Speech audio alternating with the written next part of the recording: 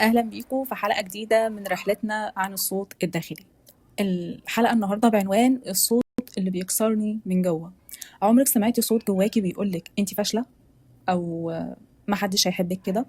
الصوت اللي بيظهر بعد كل غلطة صغيرة أو مقارنة بسيطة بيخلينا نحس إننا مش كفاية. هو ده بالظبط الصوت اللي بيكسرني من جوايا.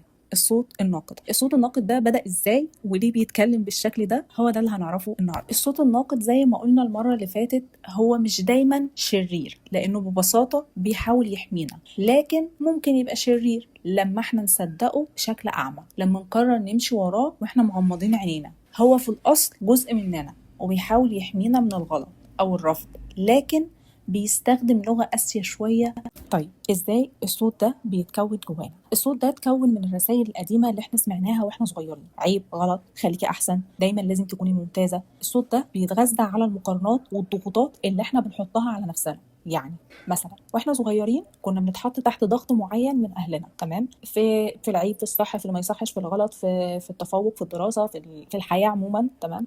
لما احنا كبرنا بقينا احنا كمان بنحط الضغط ده على نفسنا، فاحنا بنغذي الصوت الناقد ده بشكل لا واعي مننا، تمام. فالصوت ده بيفضل يتكرر جوانا بنفس الطريقه حتى بعد ما احنا كبرنا. ليه؟ لان احنا عمالين بنغذيه واحنا مش فاهمين. فكل مره تغلطي فيها يقولك ازاي تعملي كده، المفروض تكوني اذكى. واكيد كلنا بنقفش نفسنا في مواقف كتير بنتصرف فيها، وبعدين تبصي تلاقي صوت جواكي بيقولك، او مش صوت جواكي ده، انت ممكن تقولي لنفسك كده بصوت عالي: يا غبيه، انت ازاي تعملي كده. عايزه اكد على ان الهدف هنا مش اننا نلوم اهلنا ولا نلوم الماضي ولا حتى نلوم نفسنا. الهدف هنا ان احنا بس نلاحظ ازاي تم برمجتنا على اللوم الذاتي. فلما نلاقي الصوت ده بيظهر نبقى فاهمين ان هو متبرمج على ده، عشان نفهم ان احنا اتبرمجنا كده عشان نعرف نتعامل معاه ونصلح البرمجه دي.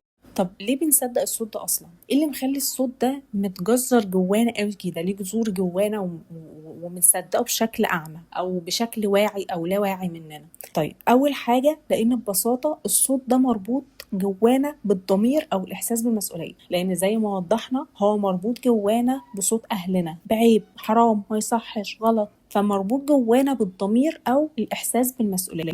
بنحس ان هو بيساعدنا نتحسن، لكن هو في الحقيقه بيشلنا من جوانا، بيكسرنا. بنفكر ان القسوه دي اللي هو بيتعامل معانا بيها دي معناها انضباط، لكن هي في الحقيقه بتقتلنا من جوه.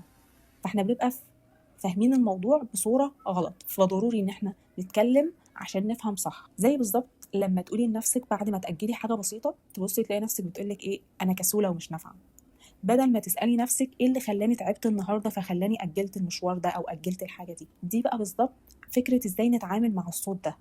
اول حاجه لاحظي الصوت ده بس ما تصدقيهوش.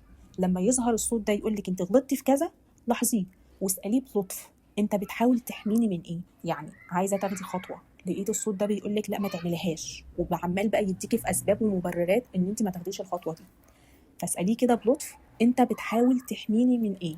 هيقولك والله ده انا بحاول احميكي من كذا كذا كذا. ساعتها انت ساعدي الصوت ده ان هو يتخلص من الخوف ده بدل ما تهاجميه. يعني قولي له اللي انت خايف منه ده مش هينفع يحصل دلوقتي، عشان مثلا دلوقتي انا مستقلة، او انا دلوقتي كبيرة، او انا دلوقتي هعرف ارد. انا صغيرة قبل كده ما كنتش عارفة ارد او ما كنتش عارفة اتصرف، بس انا دلوقتي عندي خبرة جديدة وهعرف اتصرف بناء على الخبرة دي. نمشي هنا بمبدأ انا غلطت بس بتعلم، مش محتاجة اهاجم نفسي علشان اتغير. تمرين النهاردة: كل مرة تسمعي صوتك بيهاجمك اكتبي الجملة اللي هو بيقولها لك. مثلا والله قالك انت فاشلة، اكتبي الجملة دي وبعدين اكتبي جنبها جملة ألطف كأنك بتردي على صديقة بتحبيها.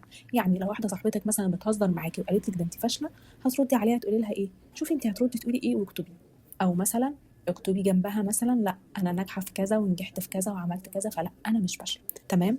واخيرا الصوت الناقد مش عدوك، هو طفل خايف من الغلط وتعلم انه يهاجم علشان يحميكي.